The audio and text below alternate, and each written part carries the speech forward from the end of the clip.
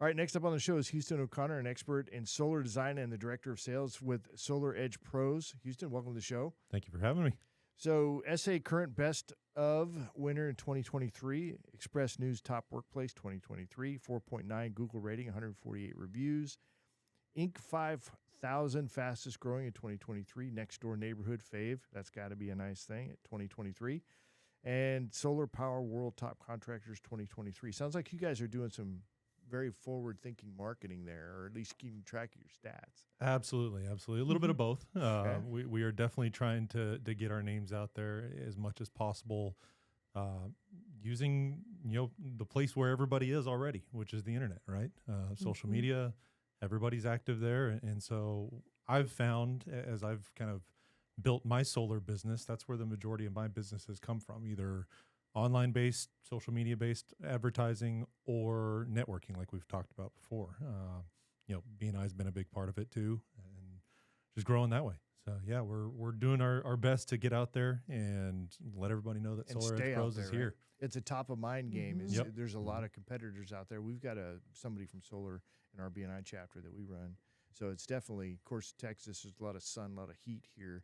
But it's also an oil and gas state. How are you guys competing with that? I always tell my clients that there's two reasons that you would choose to go solar. There's being green and there's saving green. And oil and gas people like to save green, right? So there's also an aspect of that, particularly for the more conservative client, where it's that independence. It's that freedom and that reduced reliance on the utility grid, which I think we can all say has got its own problems, right? Oh, yeah. And so what do you resonate with more? Are you going green or are you independence? I'm more of the independence, Okay. personally. Yeah, I've got solar on my house. I've had it for 2 years. I think this last month was the first time I've had to pay CPS since November of 2021, and it was a whopping $15. So I like that I have a fixed payment. I know what my energy expense is going to be. I don't have a battery yet, but that's going to be the next addition to add that extra layer of protection there. It's got to be nice, too, to stick your finger at CPS because I'm not a fan of CPS. I mean, I don't know who's going to be watching this, so I'm going to keep my mouth shut on that one. But we have a very long-standing Me and Marc's relationship with energy bills CPS, and they've been good to us as a company and But the help rates us get keep our going stuff up. going. The rates are going up and up and up and up. So that's where I can see the value of not being held captive for one thing, Absolutely. but also, and that's why I'm a huge fan of the battery backup thing. I don't really know. I don't want to jump too far ahead, but certainly I want to understand that better. So I guess when people are looking at getting solar, obviously they need to look at what's it going to cost, how's it financed, and all that kind of stuff. So what are they looking at when, if they're going to make a decision on going for solar? What's the top, say, 3 things that you're going to got to figure out? So number one is the company that you choose to work with is going to be a huge aspect of it. There's over 40 solar companies in the San Antonio market. There's everything from the little, chuck in a truck type solar company to the big multi-state national companies. Finding one that's a good balance of those two, that knows the local jurisdiction, can build the system appropriately for the utility company that you're working with, is big. Different companies buy back at different rates. So like CPS gives you 1-to-1 credit for everything you sell back versus what you consume. But if I go just outside of town, I'm getting 30 cents on the dollar for some of the smaller co-ops in the area. So having a company that understands that knows how to build appropriately for the utility is important. But then you lost me on that, so I don't quite understand it. So somebody, if they're in San Antonio, they're going to sell back to CPS. Yeah. Do they have a choice to sell back to anybody else? No. No, No. CPS CPS is a monopoly. captive, so we don't have a choice for who But they're we purchase paying from. more, so I'm not complaining about that, right? They're paying 1-to-1. Yep, absolutely. Whereas if you go outside of that, how come you're getting paid less by those places? Different utilities just treat solar differently. So CPS has actually been fairly solar friendly for a long time now.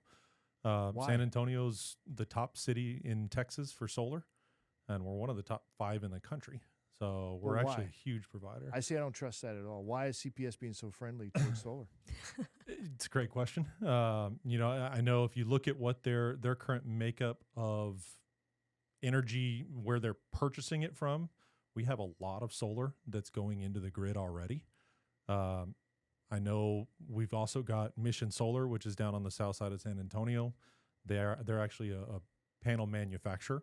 So we're manufacturing panels directly here in San Antonio. Don't know the exact relationship there, but there is some sort of relationship between them and CPS. Is there a benefit for CPS? Are they saving on electricity because we've got so much solar here?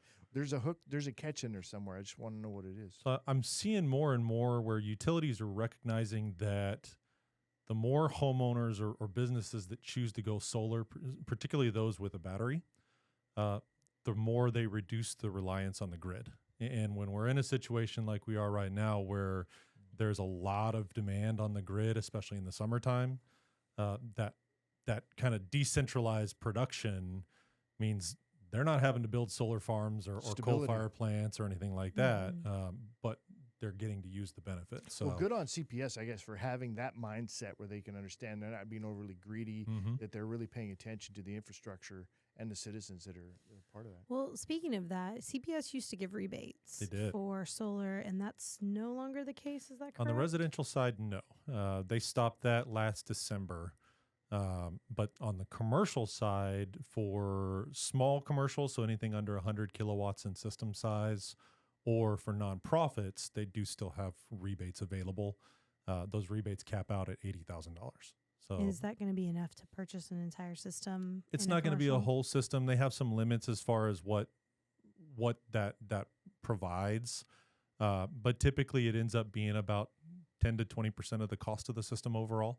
Okay. And then by the time you factor in the additional incentives from the federal government level, particularly on the commercial side, it becomes very, very attractive. So that was my next question: is federal money for it? Is it just on the commercial side now? So on the residential side, you're able to claim a tax credit of 30% of the price of the system. So if you buy a $50,000 system, you're going to get a $15,000 tax credit. Okay.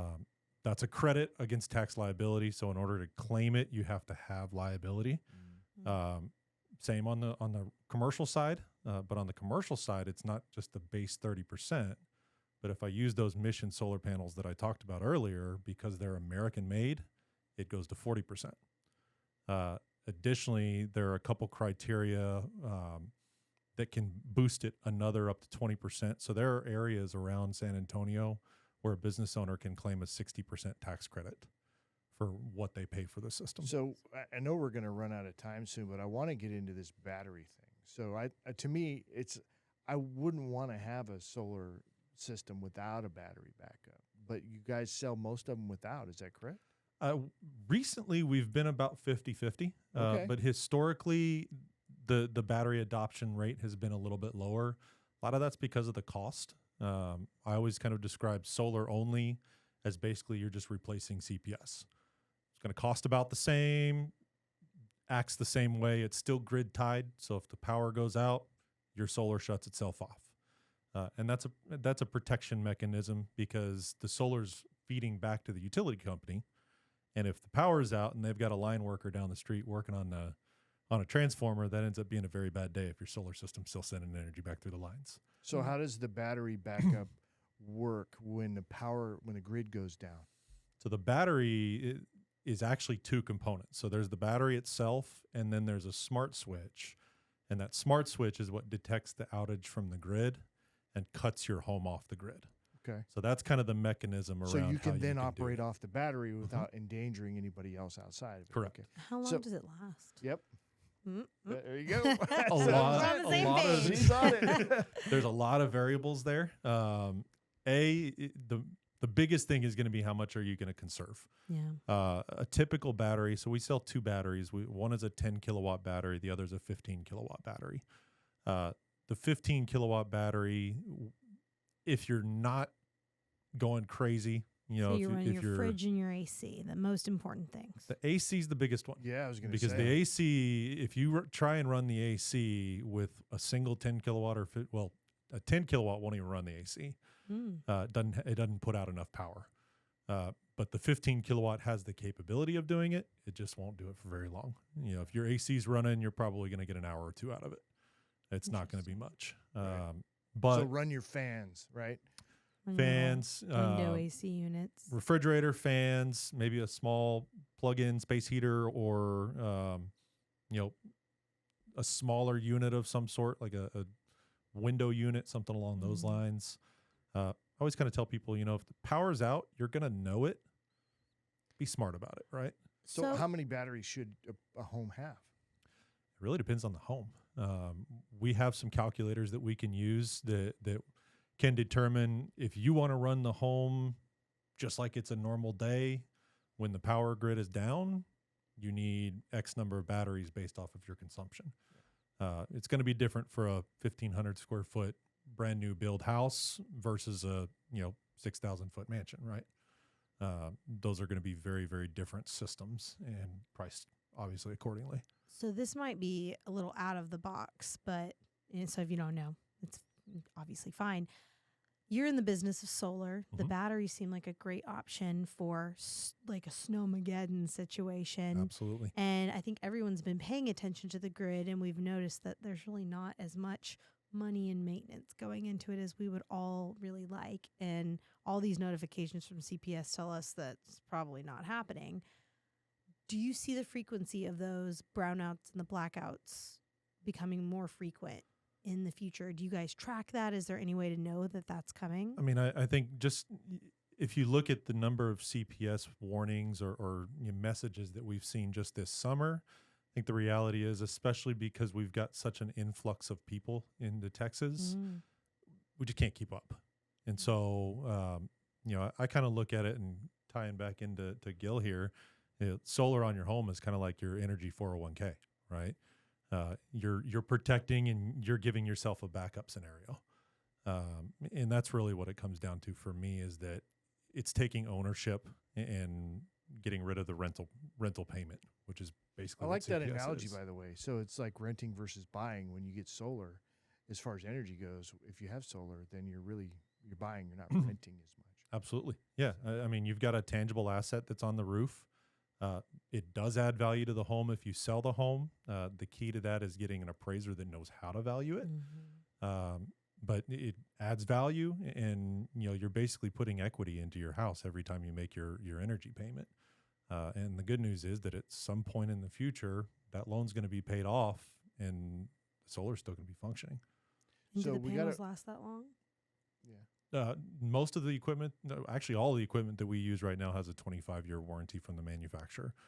We provide a 30-year workmanship warranty. So most of our loans are somewhere between 15 and 25 years. So at a minimum, you're going to have, 10, 15 years worth of solid production post payments. And real quick, just as we wrap up, what about maintenance? What kind of, as a homeowner, is this something I got to have checked every year, every 5 years? What do I have to check on it? Not really. We get enough heavy rainstorms in San Antonio that a good heavy rain is going to do enough to clean the panels to where it's not going to, the dust buildup won't affect production at all. Every 3 or 4 years, you might want to get a power washing company to come out and just give them a good spray down. But for the most part, the rain does the job. As far as the other equipment, there's really no moving components, so there's nothing to maintain. Our systems all provide active monitoring, so you'll be able to see on a daily, hourly, even every 15-minute basis just how much your solar system is producing and identify any potential issues that could come up from there. What about the batteries as far as maintenance, or how long do they last? So the batteries typically come with a 10 to 12-year warranty.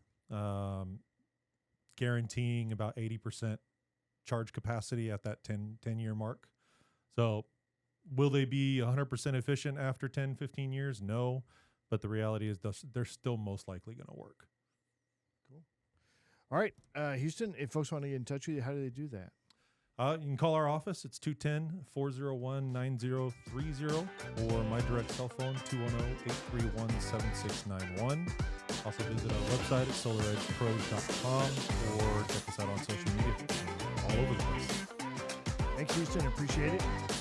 All right, to wrap up the show, just a reminder to check out our latest podcast. You catch video version of the show anytime by visiting our website at stalkradio.com. For us. Great job, everybody. We appreciate it. Thanks so much.